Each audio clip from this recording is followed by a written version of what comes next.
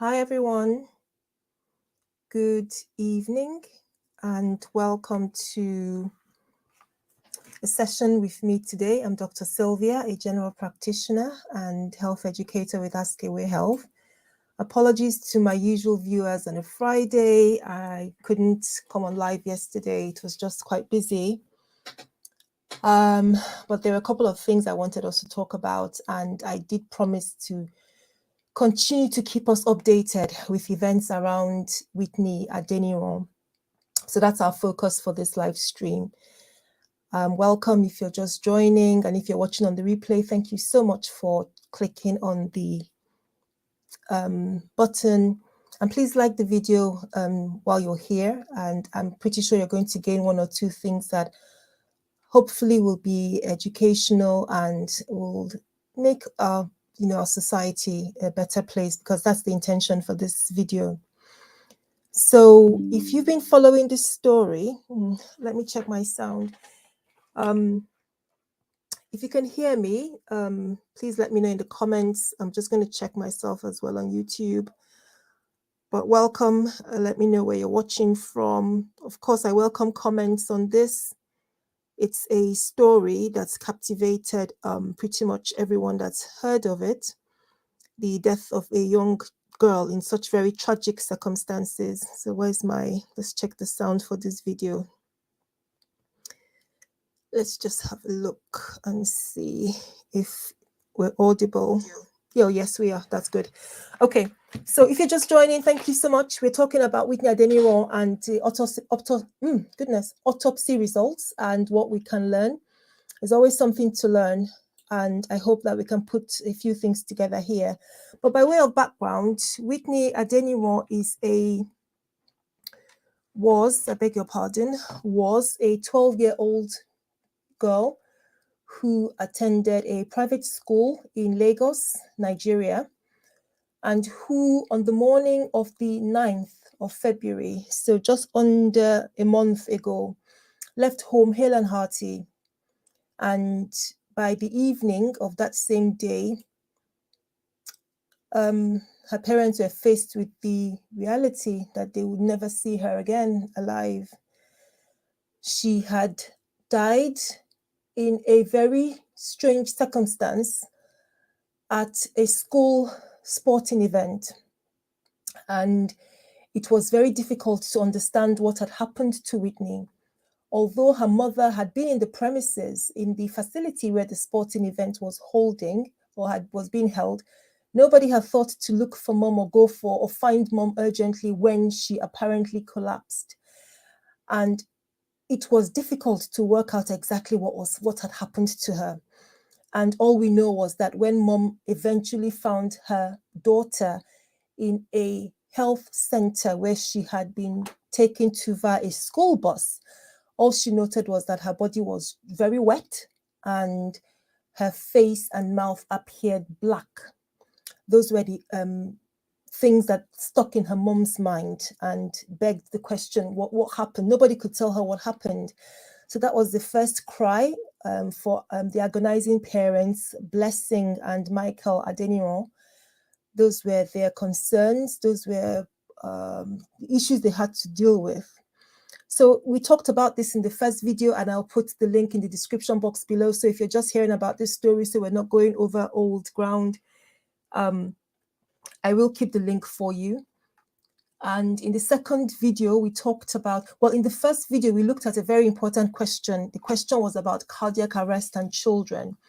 And we tackled that question because many people were saying, is it possible for a child to have a cardiac arrest? And we came to the conclusion after that video that it is possible, but it's very rare. And given the different stories and speculation going on about Whitney's death, it was imperative for an autopsy to be carried out so that we would know what would happen. And despite it being such a painful thing to have to happen, simply because we needed to know, the autopsy was carried out. In the second video that I put, I think it was a week or two ago, yes, about that time, we talked about the next steps. What was the legal next step? What was going to happen? And we were told that apart from the autopsy, a coroner's inquest was opened.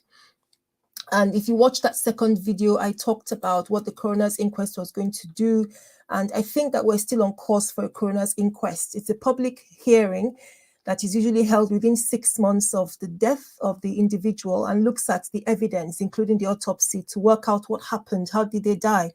And then, apart from clarity in the events, it should give us some sense of responsibility, because somebody has to be responsible. I think it's really important to say that for children, there usually has to be a person or body that is responsible for their care. And so you would assume that when a child leaves their own home and goes into school, whether they're in the school premises or they're going out on a school trip or whatever, they are within the care of the school. So we have to look at who is responsible for her care. And clearly, as she was in the school sporting event, they should have taken every single effort to ensure that she was protected and she was cared for. So those are the sort of things I believe that a coroner's inquest will be looking at. But tonight we're looking at lessons learned after we've heard the autopsy report. So you might have come across this in the news. If you're just joining, hi, hello, thank you so much for watching. And if you're watching the replay, thank you so much for picking up this video to look at. I hope it will be of value. Kindly don't forget to give this video a like and consider subscribing to the channel. That would be much appreciated. But we are looking at the autopsy results. And this information was released by the Lagos State government in the person of the Office of the Attorney General and Commissioner for Justice. They told us that the post-mortem report dated the 1st of March. I'm just reading from this from an article on the paper. A post-mortem report dated the 1st of March 2023, issued by the Lagos State University Teaching Hospital in respect of Adeniran Autopsy Whitney, who was until her demise a student of Christland School, Okwebi. The post-mortem reported, I beg your pardon, the post-mortem report revealed the cause of death to be asphyxia and electrocution.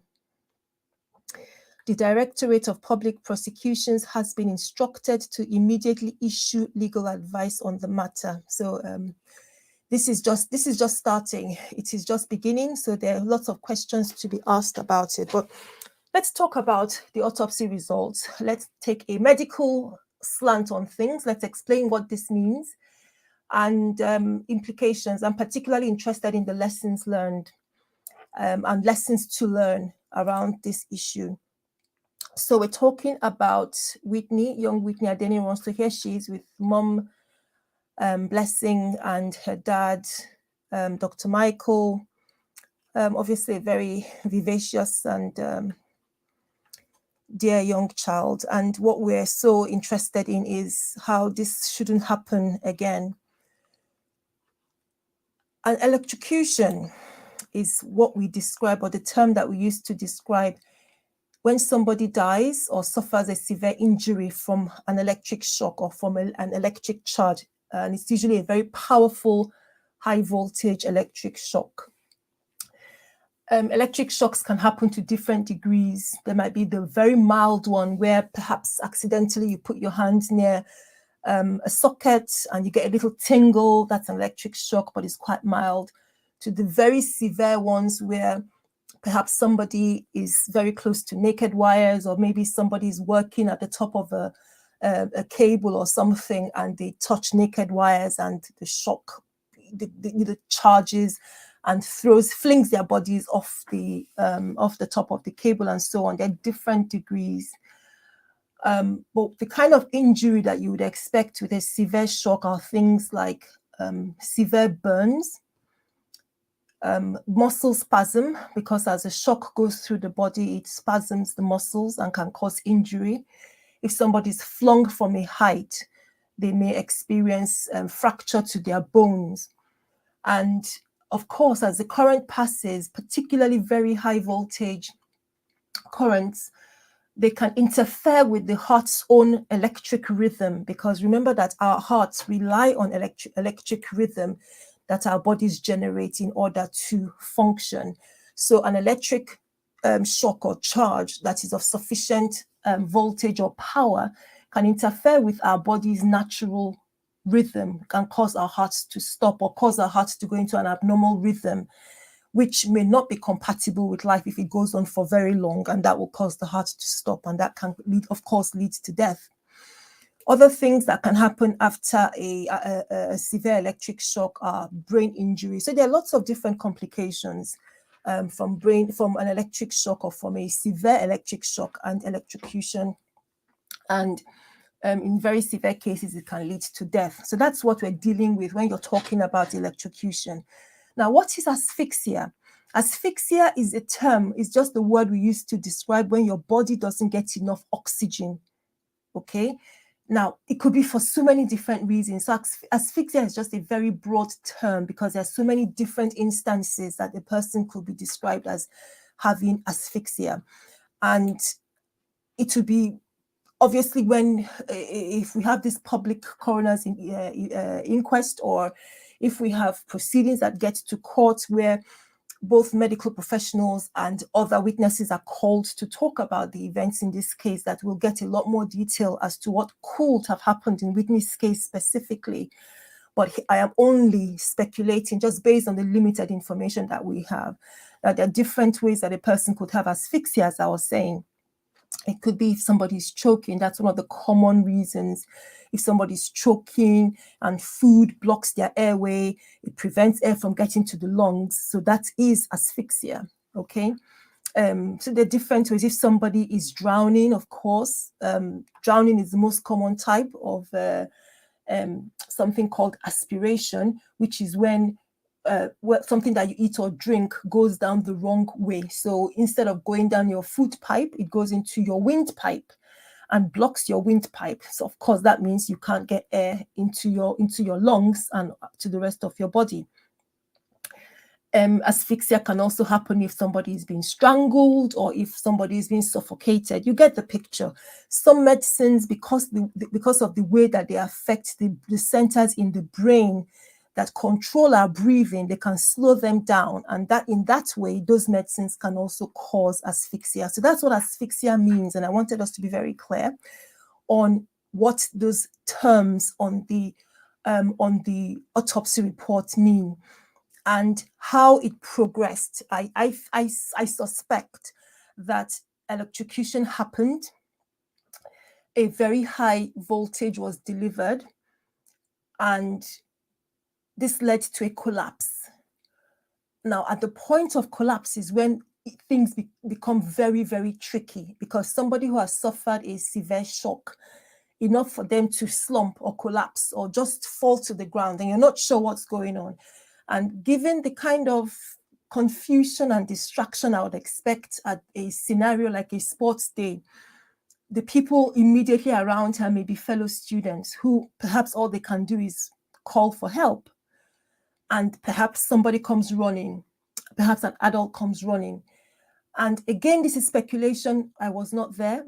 And that's why it would be great to get actual witness statements to see what happened. We heard that her clothing was wet. So did somebody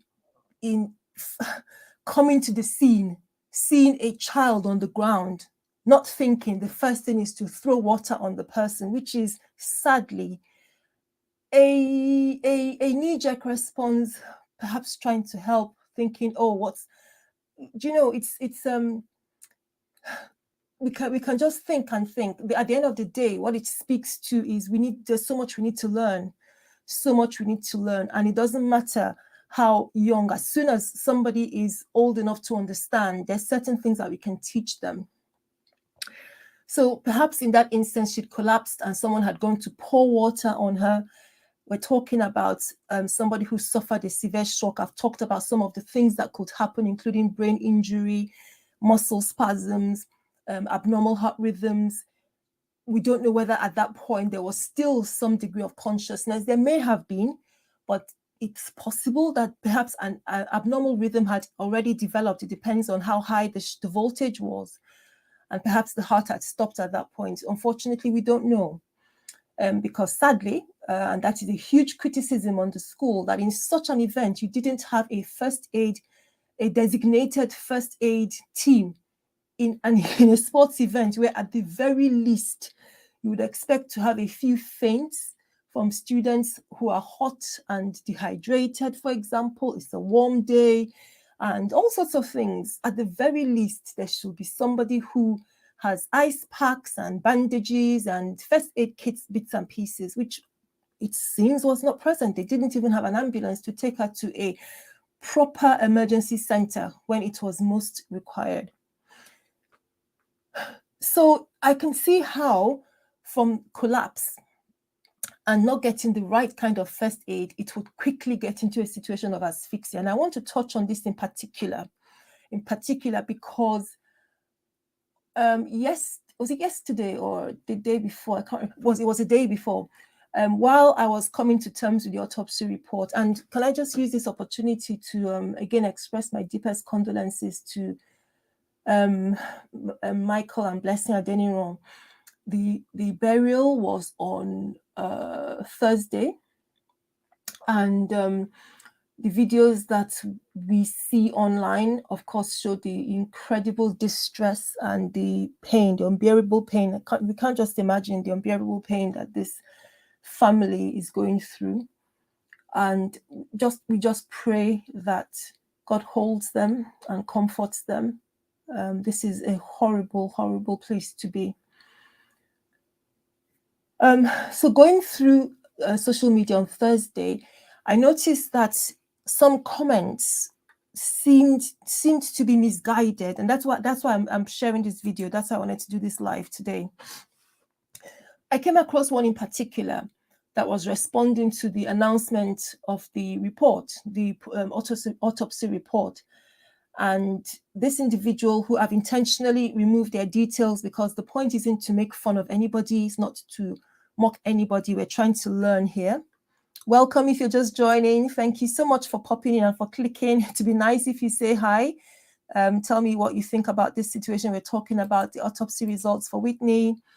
And if you're watching on the replay, thank you so much. So this was the comment I saw on Twitter, and I'm just going to read it out. It says, "This is why first aid lessons are extremely important," which is true. Like using a stick to push her off, putting a spoon in between her teeth, getting milk and pouring in her mouth could have saved that girl's life. Nigeria education system really failed. Okay, so I saw this, and again, it's on the thumbnail for this video anyway, so you can go through it, read it at your heart's content. And I was disturbed enough to say, we really want to make sure that we're sharing the right information. There's some elements of this tweet that are right. For example, first aid lessons and the bit about using a stick to push her off, absolutely correct. And this is because I'm just going to share my screen with you guys. And this is because when somebody has been electrocuted or has received a severe shock, you don't go and touch them. You do not go and touch them because you could be at risk of a shock yourself.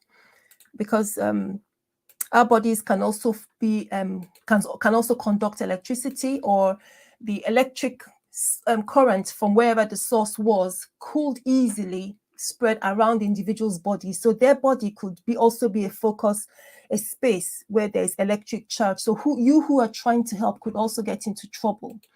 So let me share the Twitter thread that we put together on Askawayhealth, just based on this information. So we said what to do if someone has collapsed from an electric shock.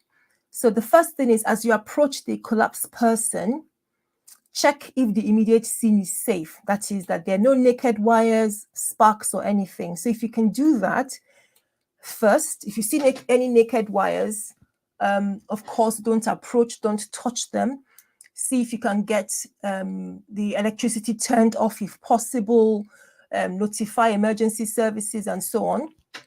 So if you can, turn off the current or the source before trying to touch the person. Okay, otherwise you who are trying to help them could also be electrocuted. If you can't do that, if you can't locate it, or you don't know where the source is coming from, use an insulated material to move the person away from the power source. Okay, so according to St. John's Ambulance, there are a few different things you could use. Dry insulating material. Remember, dry. Whitney's body was wet, so that would probably have that wouldn't have helped if you're putting water next to electric current.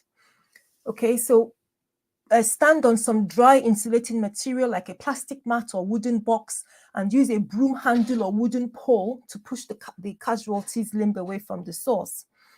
If it's not possible to break contact using a wooden object, you can apply some rope under their arms or ankles and pull them away from the electrical source. So in other words, don't touch them directly because of that's possible danger. Okay, when they're safe away from the current, check for any obvious injuries. Remember I said that there are different degrees, so you may have somebody who is stunned by the shock and they're a bit groggy, but they're conscious and they're breathing. Okay, so in that instance, the person needs to just rest in a position, particularly if there's groggy and they're not feeling 100%, let them rest a little bit, lie on the side, get their breathing together. I would recommend that such people are still checked out by a doctor because electricity can cause internal injuries that you don't see. And that can be to different degrees. So in the hospital, they might want to do blood tests, they might want to do an electrocardiogram, because remember that I told you earlier that the shock, the electricity could affect the heart's natural rhythm. Okay.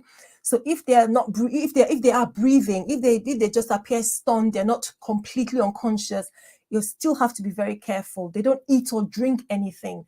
Okay, let them rest a little bit or take them straight to hospital. Either way, they should go to hospital to be checked over, because you don't assume that because they look okay that they're fine. If they've suffered a significant electric shock. Of course, if they're not breathing, that's a different matter. That's a collapsed individual, okay? That's a collapsed person. So if you touch them, they don't respond. If you shake their hand, the shoulder, call their name, they're not responding, and they're not breathing. And if you know how to do it, you can start CPR or mouth-to-mouth breathing, whichever you're comfortable with, okay? If you don't know how to do it, the best thing you can do is to put them in what's called the recovery position, which is the picture that you see here, ideally lying on their left side. And if they've got any tight clothing, they've got tight belts on, or they've got their shirts buttoned up to the throat, loosen that, and just what you're trying to do is open up their airway to give them room for breathing and prevent asphyxia, okay? The other thing that lying them on the side does is some people, when they are recovering from things like a shock and from a collapse like this, they may vomit, okay? And lying them on the side prevents them from choking. If they were lying on their back and they vomit, it's more likely that the vomit or the particles or the food or whatever from the stomach or from the food pipe enter into the windpipe. And that can go ahead to cause aspiration. And that can go ahead to cause serious problems, the least of which might be pneumonia, but the worst is that it could kill them. In particular, please do not put anything in the mouth of an unconscious person unless you're a medical practitioner and you're about to insert an airway to open up their airway. But please, if you're a bystander or somebody without medical training, please don't put a spoon. Please don't put milk, whether it's liquid or powder, into the mouth of an unconscious person. You shouldn't even give anybody who suffered a shock anything. Like I said earlier, they should be medically assessed. Don't try to give them something to drink because they might choke. Please don't pour water on people who have collapsed, because while it might look good, it might look as if you're doing something to help, it could be potentially harmful. And if you're pouring water around where there's electricity, naked electricity, you can make things worse. Okay, so this is the tweet that we shared yesterday. Let me just stop sharing that so that we can. Yeah, so this was the tweet that we shared, and it was in response to this message that I saw from this individual. And I felt it was really important to put this out there, because many people are reading this and who knows who is taking it away and thinking, okay, this is what I'm going to do next time, start pouring milk in people's mouth who've collapsed, and just inadvertently doing more damage. Now, what was really amusing to me was to wake up the following morning and this person, who I'm not going to reveal their details, they are not medically trained. They were doubling down. They had clearly read the tweet I sent, the tweet thread that I've just shared with you, and tried to defend themselves, which I don't have a problem. I'm not trying to embarrass you. I don't want, that's not my intent. My intent is to teach. I'm an educator. And if we get the right information across, then, and we're saving lives, then that's good. That's fine. We learn every day. I learn as well. This person is not he's not medically trained. And they came back and doubled down and said, oh, actually what they meant was not liquid milk. It's actually powdered milk that we should be used. And no, it wasn't meant for people who are unconscious. It's for people who haven't, who have not been made unconscious from the electrocution. It was really quite amusing.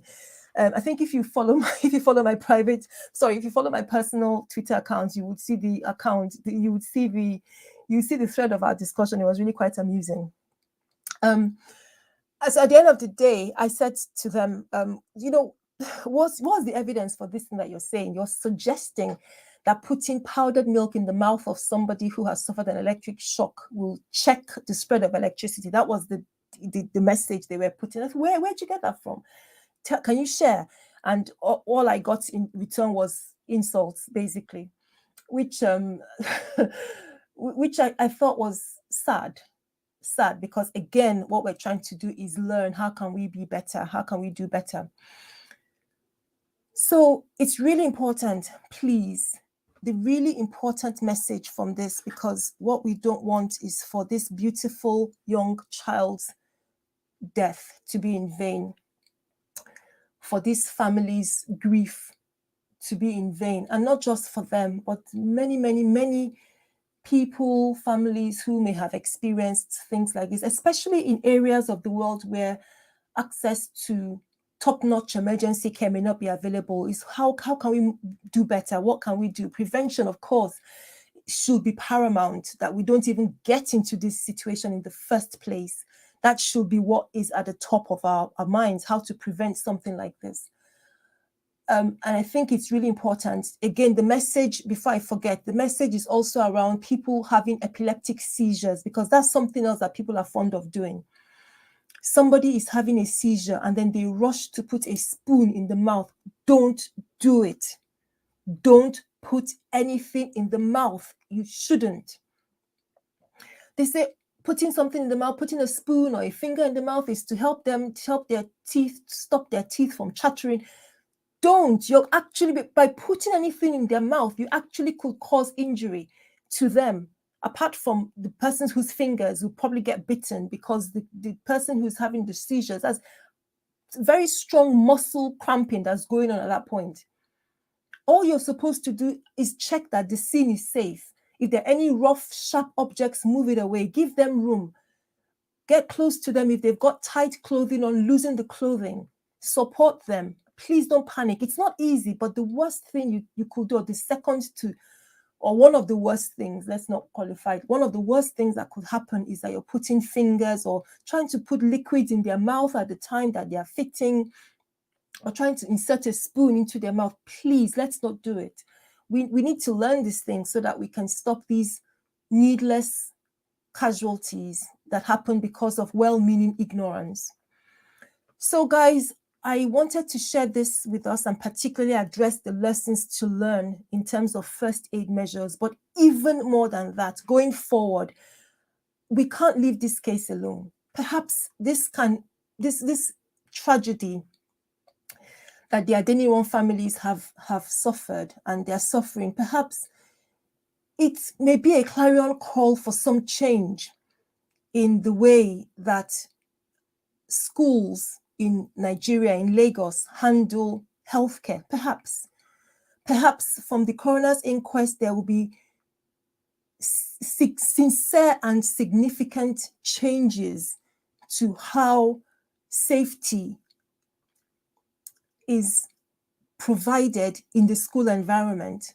I sincerely hope that we have people in policy and in government who can look at the enaction of a Whitney's Law that can prevent something like this ever happening again, that allows responsibility to be taken by these schools when arranging different expeditions or different trips or whatever it is.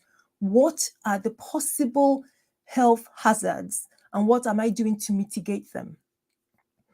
Because we need to think, you look after hundreds and thousands of children for a good number of hours every day.